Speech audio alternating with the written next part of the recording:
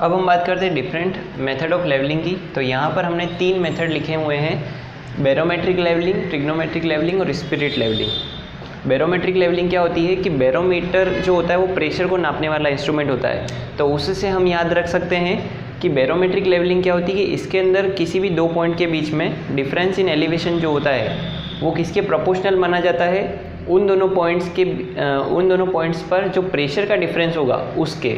मतलब कि मान लो एक ये कोई हिली एरिया है, हमको इस पॉइंट और इस पॉइंट के बीच का वर्टिकल डिफरेंस निकालना है। तो ये बैरोमेट्रिक लेवलिंग क्या मानता है कि जो ये वर्टिकल डिस्टेंस होगी वो किसके प्रोपोर्शनल होगी, इस पॉइंट का प्रेशर और इस पॉइंट पर जो एटमॉस्फेरिक प्रेशर होगा उनके डिफरेंस के प्रोपोर्शनल होगी। तो यहाँ लिखा हुआ है difference in elevation in 2 points is proportional to difference in atmospheric pressure at this points. फिर आता है ट्रिग्नोमेट्रिक लेवलिंग। तो ट्रिग्नोमेट्रिक लेवलिंग के अंदर हम क्या करते हैं कि किसी भी पॉइंट्स की एलिवेशन या वर्टिकल डिस्टेंस नापने के लिए हम उसमें एक तो वर्टिकल एंगल मेजर करते हैं और एक हॉरिजॉन्टल डिस्टेंस मेजर करते हैं। जैसे कि ये कोई हमारा एक बिल्डिंग है, इस बिल्डिंग की हमको हाइट पता करनी है, तो हम क्या करेंगे, यहाँ पर हमारा जो इंस्ट्रूमेंट है वो सेट करेंगे और उससे क्या करेंगे कि इसके टॉप का एंगल मेजर करेंगे और उसी के साथ साथ ये जो एंगल है थीटा उसको भी हम मेजर कर लेंगे, वर्टिकल एंगल। और हमने पहले बात कर चुके कि अगर हम लाइन ऑफ साइट से ऊपर की तरफ देखते हैं तो वो एंगल ऑफ एलिवेशन होता है और नीचे देखते तो वो एंगल ऑफ डिप्रेशन होता है। और उसी के साथ साथ इस पॉइंट से इस पॉइंट तक की हॉरिजॉन्टल डिस्टेंस भी मेजर कर लेंगे, तो उससे हमको जो है वो इसकी हाइट मिल जाएगी। टोटल हाइट जो होगी वो ये। अब इसके अंदर हम क्या करते हैं, ज़्यादा हमको डीप में नहीं जाना है क्योंकि ये हमारे उसमें नहीं है, लेकिन हमको अगर इस एच हाइट को निकालना है तो उसके लिए हम क्या करेंगे कि यहाँ पर हमको बेंचमार्क दिया हुआ होगा, ये हमारा बेंचमार्क है, ठीक है। तो मान लीजिए कि बेंचमार्क दिया हुआ है 100, ठीक है। फिर इसके बाद हमको यहाँ पर बेंचमार्क पर ली गई बैक साइड भी दी गई होगी, तो बैक साइड मान लो हमको दिया हुआ है 1 मीटर, ठीक है। तो अब हमको क्या करना है कि इस बिल्डिंग की टोटल हाइट फाइंड आउट करनी है, कैपिटल H। कैसे करेंगे, तो सबसे पहले हमको क्या करना है, ये वाला ट्राइंगल लेना है, इस ट्राइंगल को लेकर और इसमें ये वाली जो हाइट होगी यहाँ से लेके यहाँ तक इसको हम स्मॉल h अगर दे दें तो स्मॉल h कैसे निकलेगा, ट्रिग्नोमेट्री लगाएंगे d10 थीटा से, ठीक है। और यहाँ पर हमको डिस्टेंस पता है, थीटा पता है, तो उससे हमको h मिल जाएगा, ठीक है। फिर हमको क्या करना है, देखिए टोटल यहाँ की हाइट ये वाली RL निकालना है, ठीक है। हमको टॉप पर जाना है, तो RL of top equal to क्या आ जाएगा, सबसे पहले बेंचमार्क है हमारे पास 100, तो बेंचमार्क प्लस उसके अंदर हम ये बैक साइड जोड़ देंगे तो हमको यहाँ तक की हाइट मिल जाएगी, तो प्लस बैक साइड, फिर प्लस इस हाइट में अगर हम ये स्मॉल h को जोड़ दें तो हमको टोटल h या फिर इसका टॉप का RL जो है वो मिल जाएगा। ये जो टोटल हाइट होगी वो कितनी होगी, हमारा जो ये स्मॉल h आया है वो प्लस ये वाला जो 1 मीटर है, लेकिन वो एग्जैक्ट नहीं होगी क्योंकि यहाँ का RL, यहाँ का लेवल और यहाँ का लेवल डिफरेंस है। तो हमको इसके अंदर जनरली क्या करना होता है कि किसी भी पॉइंट का RL निकालना होता है। तो यहाँ पर हमसे पूछा जाए कि इस बिल्डिंग के टॉप का RL कितना होगा, तो वो कुछ इस टाइप से निकालेंगे हम। फिर इसके बाद आता है स्पिरिट लेवलिंग। तो ये क्या होता है, vertical distances with respect to horizontal line. Spirit levelling में क्या होता है कि जो भी वर्टिकल डिस्टेंसेस और एलिवेशन मेजर किए जाते हैं वो हॉरिजॉन्टल लाइन के रेस्पेक्ट में मेजर करते हैं। हॉरिजॉन्टल लाइन क्या होती है वो भी हमने समझी थी। और ये जो स्पिरिट लेवलिंग है ये मोस्ट एक्यूरेट मेथड है और इसको जनरली काम में लिया जाता है। मोस्ट एक्यूरेट और प्रिसाइज मेथड स्पिरिट लेवलिंग ही है। इसके बाद हम बात करते हैं लेवलिंग में जो जो इंस्ट्रूमेंट्स काम में आते हैं, डिफरेंट टाइप्स ऑफ लेवल, वो कौन कौन से होते हैं। तो सबसे पहले अगर हम यहाँ पर लेवल्स की बात करें तो लेवल्स जो होते हैं वो हमारे 4 टाइप के होते हैं, डंपी लेवल, वे लेवल, रिवर्सिबल लेवल और टिल्टिंग लेवल। सबसे पहले अगर डंपी लेवल की बात करें तो ये सबसे बेसिक इंस्ट्रूमेंट होता है। इसके अंदर क्या होता है कि एक टेलीस्कोप लगा होता है और वो जो टेलीस्कोप है वो हॉरिजॉन्टल प्लेन के अंदर रोटेट कर सकता है with respect to vertical axis. और इस इंस्ट्रूमेंट को लेवलिंग करने के लिए नीचे 3 फुट स्क्रू दिए होते हैं, कुछ इंस्ट्रूमेंट 4 फुट स्क्रू वाले भी आते हैं। तो इसके अंदर बेसिक जो बात होती है वो ये होती है कि इस इंस्ट्रूमेंट के अंदर ये जो अपर प्लेट होती है, यहाँ पर 2 प्लेट है, अपर प्लेट और लोअर प्लेट। तो अपर प्लेट को हम बोलते हैं ट्राइप्रेज प्लेट और जो लोअर प्लेट होती है उसको हम बोलते हैं ट्रिवेट। ठीक है, ये हमको ध्यान रखना है। और डंपी लेवल को कब यूज़ किया जाता है? जब हमको किसी एक ही स्टेशन से, एक ही पॉइंट से कई सारे लेवल लेने हो तो डंपी लेवल को यूज़ किया जाता है। फिर इसके बाद आता है वे लेवल।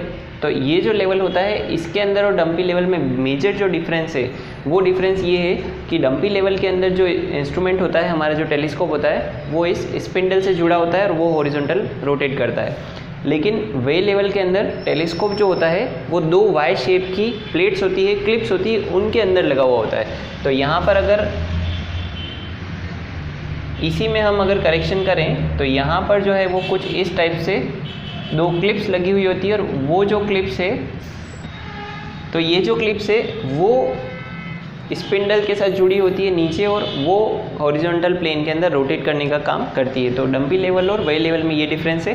डंपी लेवल में इंस्ट्रूमेंट जो हमारा टेलीस्कोप है वो डायरेक्टली स्पिंडल से जुड़ा होता है और वे लेवल में वाई शेप की दो क्लिप्स होती है, उसके अंदर उस इंस्ट्रूमेंट को फिट किया होता है। फिर इसके बाद बात करते हैं रिवर्सिबल लेवल की। तो रिवर्सिबल लेवल से नाम से ही पता पड़ रहा है कि हम इस टेलीस्कोप को उल्टा रिवर्स कर सकते हैं। मतलब कि यहाँ पे उसमें भी कुछ क्लिप्स लगी होती है जिनको कि खोल कर हम इस इंस्ट्रूमेंट को 180 डिग्री उल्टा करके भी वापस फिक्स कर सकते हैं।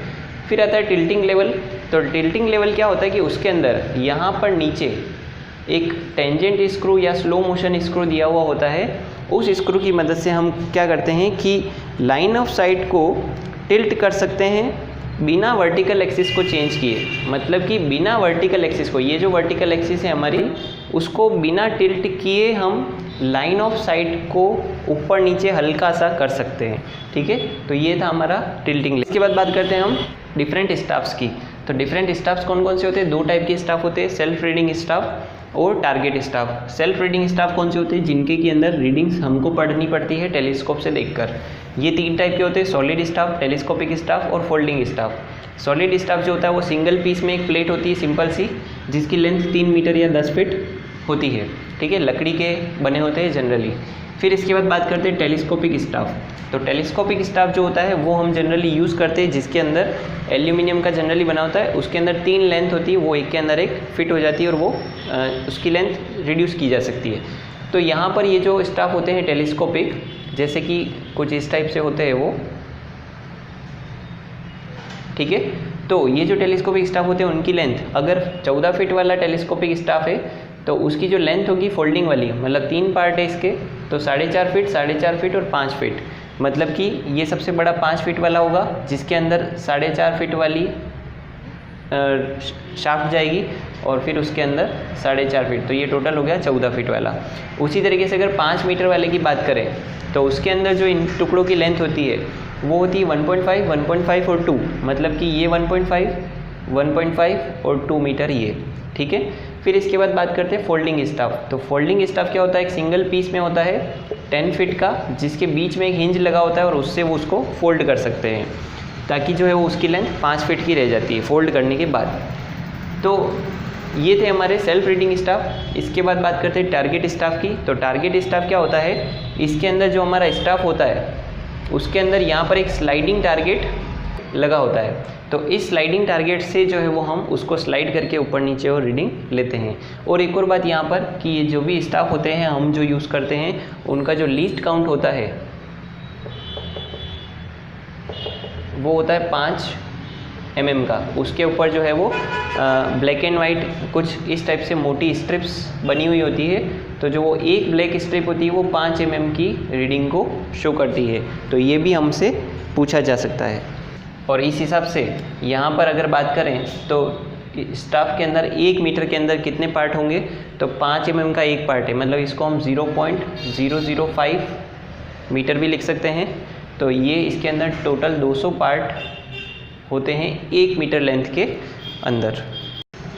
और एक और बात, जो हमारा यहाँ पर टेलीस्कोप होता है इंस्ट्रूमेंट का, तो वो टेलीस्कोप 2 टाइप के होते हैं, इंटरनल फोकसिंग या एक्सटर्नल फोकसिंग। ये हमने पहले पढ़ चुके हैं। लेकिन यहाँ पर जो इमेज बनती है तो इसके लिए हमको ये जानना ज़रूरी है कि object glass provides real inverted image. जो ऑब्जेक्ट ग्लास होता है हमारा, मतलब कि आगे वाला, वो रियल लेकिन इन्वर्टेड इमेज बनाता है, मतलब कि उल्टी इमेज बनाता है। रीडिंग्स जो होगी वो उल्टी दिखेगी।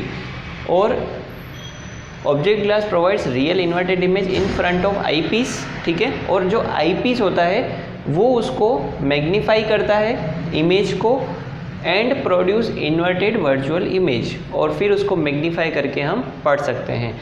फिर इसके बाद बात करते हैं हम डिफरेंट जो लेवलिंग के मेथड होते हैं, राइज फॉल मेथड और हाइट ऑफ इंस्ट्रूमेंट मेथड, वो किस किस टाइप से होते हैं। तो सबसे पहले हम बात करते हैं राइज फॉल मेथड की।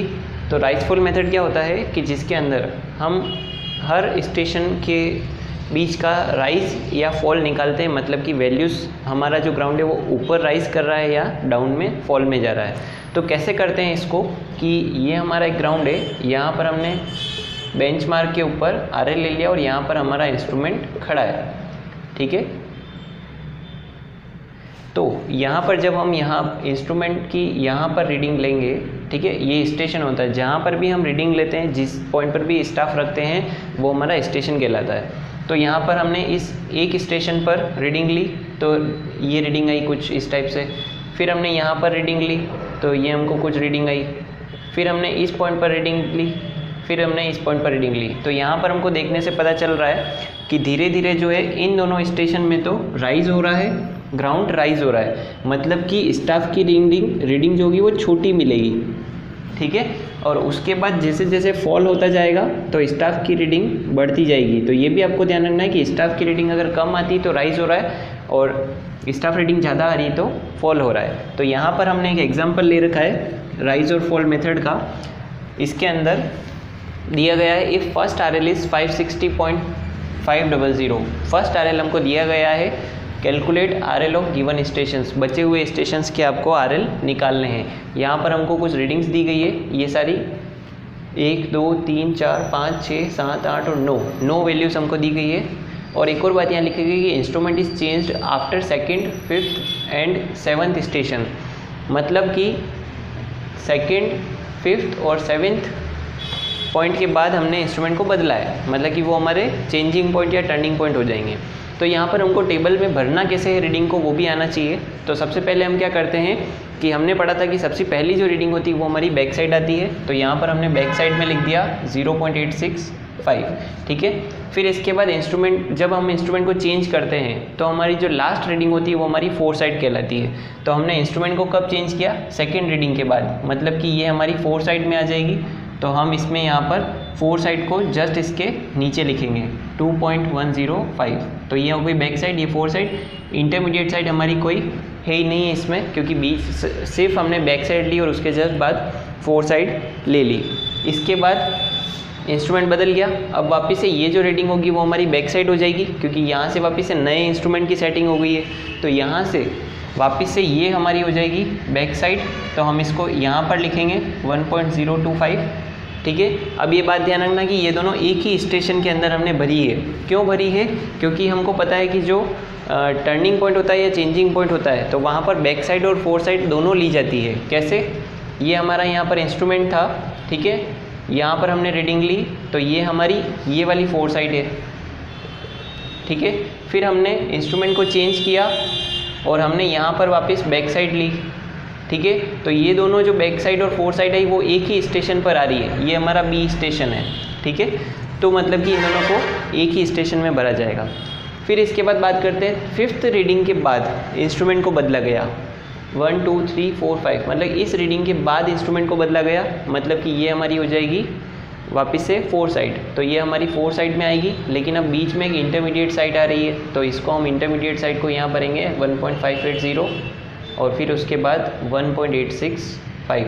हमेशा हमको इस टाइप से ही रीडिंग पढ़नी क्रॉस में, ठीक है।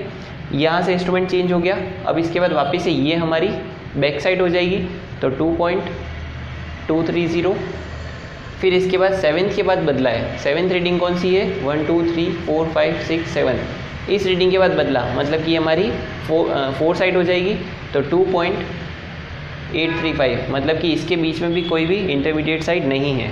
फिर इसके बाद जो बचा लास्ट, मतलब कि ये हो जाएगी हमारी बैक साइड 2.355 और फिर जो लास्ट बचा वो हमारी फोर साइड 1.760, मतलब कि इंटरमीडिएट साइड खाली इसके बीच में ही आ रही है, ठीक है। बाकी जो है वो हमेशा हमने इंस्ट्रूमेंट को चेंज करते गए। अब इसके अंदर हमको ये रीडिंग पढ़ने के बाद करना क्या होता है, राइज और फॉल निकालने हैं। तो करना क्या है, एक के बाद एक रीडिंग को माइनस करते जाओ। या तो राइज और फॉल कैसे निकलेगा, राइज और fall equal to back sight, ठीक है, या फिर इंटरमीडिएट साइड। इसमें से हमको माइनस करना है कि अगर हम बैक साइड ले रहे हैं तो बैक साइड में से माइनस होगी या तो इंटरमीडिएट साइड, और अगर इंटरमीडिएट साइड नहीं है तो डायरेक्टली फोर साइड माइनस हो जाएगी। ये फॉर्मूला है, ठीक है। राइज फॉल कैसे निकलेगा, बैक साइड माइनस या तो इंटरमीडिएट साइड, अगर इंटरमीडिएट साइड है तो है, और नहीं है तो फिर फोर साइड। और उसी के बाद एक मेथड और हो सकता है कि अगर इंटरमीडिएट साइड आ रही है तो उसमें से फिर फोर साइड माइनस होगी, तो वो राइज और फॉल निकलेगा। मतलब इसको हमको याद नहीं रखें तो भी चलेगा, हमको आगे से आगे वैल्यूज़ को माइनस करते जाना है। जैसे कि इसमें से इसको माइनस किया, ठीक है, तो कितना है यहाँ पर 1.240। तो अब अगर वैल्यू प्लस में आती है तो हमको राइज में लिखना है, और माइनस में आती है तो फॉल में लिखना है। तो इसमें से इसको माइनस किया हमने, तो कितना आया माइनस का 1.240, तो ये फॉल में जाएगा 1.240। फिर इसके बाद हमने इसमें से इसको माइनस कर दिया, ये हमारा एक सेट ख़त्म हो गया। अब वापस से यहाँ से शुरू करना है, तो इसमें से इसको माइनस करेंगे तो ये आएगा हमारे पास 0.555, तो ये भी माइनस में आ रहा है इसलिए ये फॉल में आएगा। फिर इसके बाद इसमें से इसको माइनस करेंगे तो ये कितना आएगा माइनस का 0.285। फिर इसके बाद ये ख़त्म हो गया। अब इसके बाद इसमें से अब बीच में इंटरमीडिएट साइड है नहीं, तो इसमें से इसको माइनस करेंगे तो ये कितना आएगा 0.605 माइनस का आएगा ये भी। फिर इसके बाद इसमें से इसको माइनस करेंगे तो ये आएगा हमारा प्लस का 0.595। तो प्लस प्लस वाली को एक तरफ और माइनस माइनस वाली को एक तरफ फिल करना है। फिर हमको RL निकालने हैं, तो RL कैसे निकलता है, हमको फर्स्ट RL दिया गया है 560.5550, तो 560.500 यहाँ पर हम इसको लिख देंगे। फिर इसके बाद हमको क्या करना है कि जो RL आया है उसमें से राइज या फॉल को माइनस या प्लस करते जाना है। फॉल है तो सारे माइनस के होंगे, मतलब कि इसमें से इसको माइनस करेंगे तो यहाँ वाली वैल्यू आ जाएगी, कितनी आएगी ये 559.260, ठीक है। फिर इस तरीके से आगे इस वाली वैल्यू में से ये माइनस होगा तो यहाँ आ जाएगा, फिर इसमें से ये माइनस होगा तो यहाँ आ जाएगा, इसमें से ये माइनस होगा तो ये आ जाएगा। फिर इसके बाद राइज आ रहा है तो फिर इस वाली वैल्यू में इसको जोड़ना पड़ेगा तो यहाँ वाली वैल्यू मिल जाएगी हमको। इस टाइप से हमको इसके अंदर कैलकुलेशन करनी है। और फिर इसके बाद इसका जो अर्थमेटिक चेक होता है, मतलब कि हमने जो काम किया है वो सही किया है या नहीं, तो राइज फॉल मेथड के अंदर जो चेक लगता है वो कौन सा लगता है, summation of back sight minus summation of fore sight equals to summation of rise minus summation of fall is equals to last RL minus first RL। ये चेक होता है बैक साइड का टोटल माइनस फोर साइड का total, ठीक है, किसके बराबर आना चाहिए, राइज का टोटल माइनस फॉल का टोटल, और last RL minus first RL। मतलब कि यहाँ पर अब हमको सबका टोटल करना है, तो कैसे होगा सबका टोटल, बैक साइड का टोटल यहाँ आ जाएगा, इंटरमीडिएट साइड का यहाँ, फोर साइड का यहाँ, राइज का यहाँ और फॉल का यहाँ, ठीक है। और इन सब को टोटल करके और हमको इस चेक में पुट करना है तो सभी बराबर आने चाहिए। तो ये था हमारा राइज फॉल मेथड। इस मेथड को ज़्यादा एक्यूरेट माना जाता है क्योंकि इसके अंदर राइज और फॉल में भी हमारा कंट्रोल रहता है।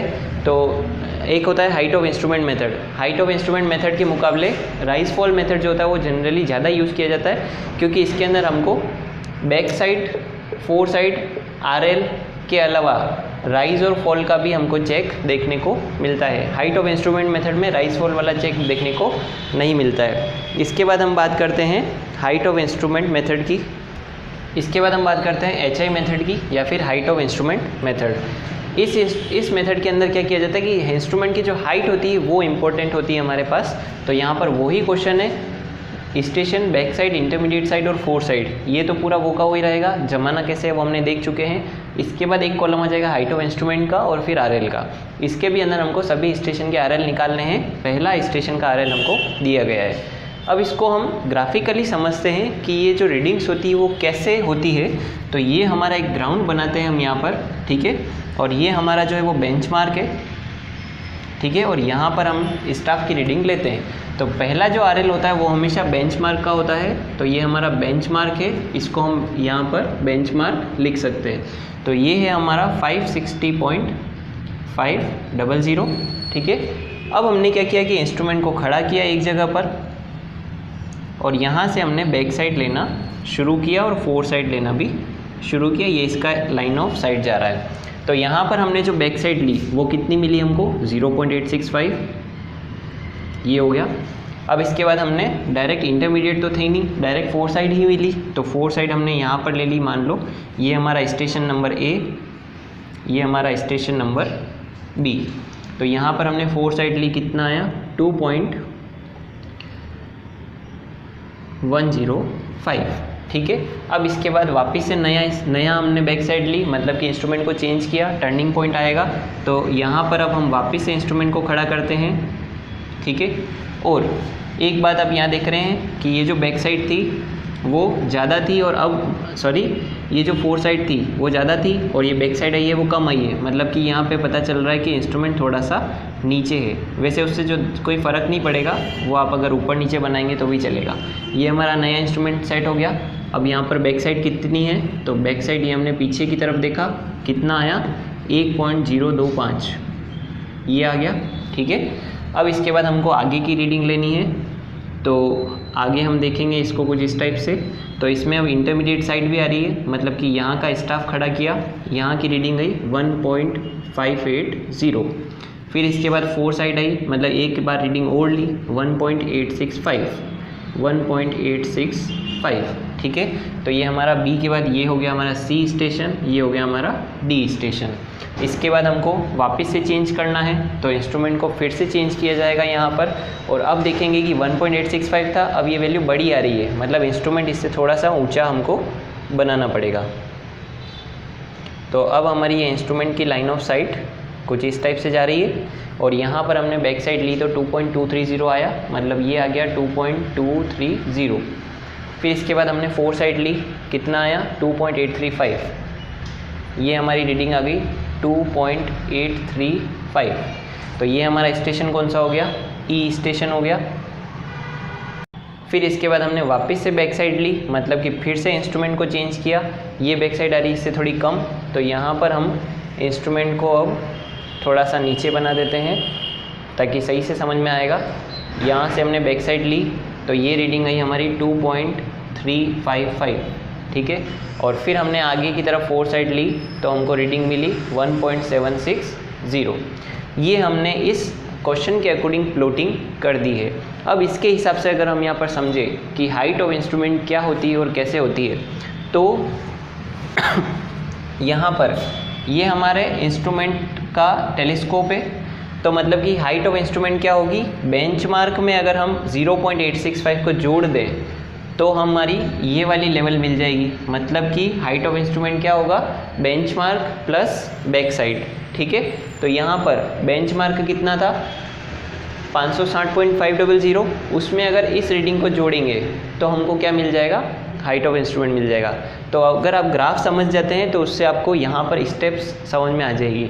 तो इस रीडिंग में इस रीडिंग को ऐड किया तो हमको क्या मिल गया, मैं यहाँ पर आंसर नहीं लिख रहा हूँ, यहाँ लिख रहा हूँ 560.500 प्लस 0.865, ठीक है। और ये ध्यान रखना, जब तक हम इंस्ट्रूमेंट को चेंज नहीं करते हैं सभी स्टेशन के लिए हाइट ऑफ इंस्ट्रूमेंट सेम बनी रहती है। अब यहाँ पर हमने वापस इंस्ट्रूमेंट चेंज कर दिया है, ठीक है। तो अब नई एचआई आएगी। तो कैसे आएगी, तो देखो अब नई एचआई कैसे मिलेगी हमारी यहाँ पर, तो उसके लिए हमको क्या करना पड़ेगा कि बी पॉइंट का जो आरएल होगा वो पता होना चाहिए, क्योंकि हमने अभी एचआई का फॉर्मूला बनाया। एचआई इक्वल टू होता है बैक साइड प्लस बेंचमार्क या फिर वहाँ का आरएल, ठीक है। तो अब हमको बी स्टेशन का निकालना है, मतलब कि हमको यहाँ का आरएल पता होना चाहिए, ठीक है। तो ये आरएल कैसे निकलेगा, तो ये आरएल निकलेगा हमारा आरएल ऑफ एनी स्टेशन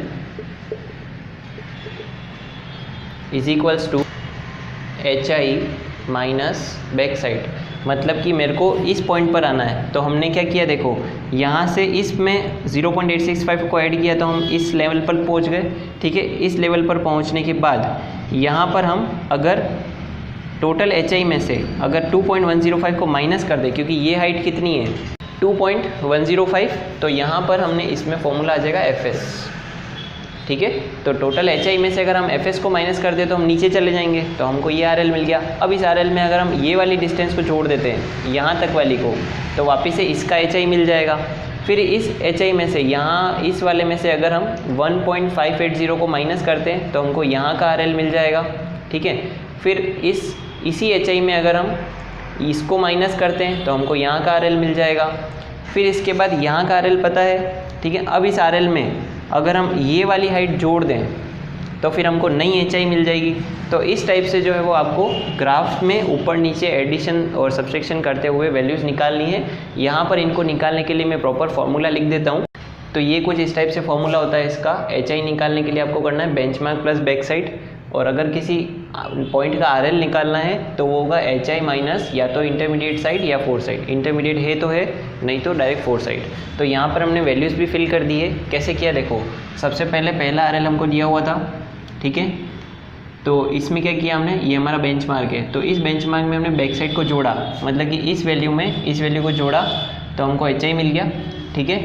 फिर इस एच आई में से हमने फोर साइड को माइनस किया। यहाँ पर देखो हम इस फॉर्मूले को लगा रहे हैं, इसमें से एच आई में से इंटरमीडिएट या फोर साइड को माइनस करना है। इंटरमीडिएट तो है नहीं हमारे पास, तो डायरेक्ट इस एच आई में से इस वैल्यू को हमने माइनस किया तो हमको क्या मिला, नया इसका आर एल ये वाला मिल गया, ठीक है। फिर इसके बाद हमको क्या करना है, क्योंकि इंस्ट्रूमेंट चेंज हो गया है तो वापस से क्या करना है, यही वाला फॉर्मूला लगाना है, नई एच आई निकालनी पड़ेगी। नई एच आई क्या होती है, बेंचमार्क प्लस बैक साइड। तो अब हमारा बेंचमार्क ये हो जाएगा, ठीक है। तो इस बेंचमार्क में ये वाली हमने बैक साइड को जोड़ा तो हमको ये वाली नई एच आई मिल गई। अब वापस से वही करना है, इस एच आई में से या तो इंटरमीडिएट साइड है तो है उसको माइनस करेंगे, इसमें से इसको माइनस किया तो हमको नया ये वाला आर एल मिल गया, ठीक है। फिर इसी में से ये क्योंकि सेम एच आई है, क्योंकि स्टेशन चेंज नहीं हो रहा है, तो यहाँ पर इस वाली में से इसको माइनस करेंगे तो हमको ये वाला आर एल मिल जाएगा, ठीक है। अब वापस से इंस्ट्रूमेंट चेंज हो गया तो अब हमारा ये हो गया बेंचमार्क नया वाला। अब वापस से ये नई एच आई निकलेगी, तो एच आई कैसे निकलेगी, ये बेंचमार्क प्लस बैक साइड, तो ये हमारा नया एच आई मिल गया। अब इस एच आई में क्या करेंगे कि इस एच आई में से ये वाला एच आई मिलेगा, ये एच आई मिल गया। अब इस एच आई में से अगर हम इसको माइनस करते हैं तो हमको क्या मिलेगा, नया आर एल मिल जाएगा। अब वापस से इंस्ट्रूमेंट चेंज हो गया तो ये हमारा वापस से बेंचमार्क हो जाएगा। अब इस आर एल में क्या करेंगे कि इस बेंचमार्क में हम ये वाली बैक साइड जोड़ेंगे तो ये हमारा नया एच आई आ जाएगा। अब इस एच आई में वापस ये माइनस करेंगे तो हमारा नया आर एल मिल जाएगा। तो इस टाइप से आपको आगे से आगे प्रोसीजर करता रहना है। क्या करना है, बेंचमार्क जो होता है उसमें बैक साइड को जोड़ते हैं तो एच आई मिलता है, ठीक है। और एच आई में से या तो फोर साइड को या फिर इंटरमीडिएट साइड को, जैसे कि ये पॉइंट था इसमें से हमने इंटरमीडिएट साइड और फोर साइड को माइनस किया तो हमको नए आर एल मिल गए। इस टाइप से आपको प्रोसेस करना है। एग्जाम में इतना बड़ा क्वेश्चन नहीं आएगा, लेकिन फिर भी आपको छोटी मोटी कैलकुलेशन एच आई और ये turning point back side intermediate side क्या होती है वो पता होना चाहिए।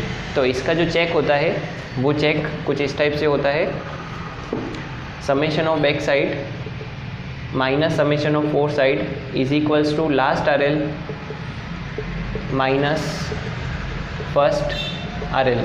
इसके अंदर राइज फॉल वाला चेक नहीं लगता है।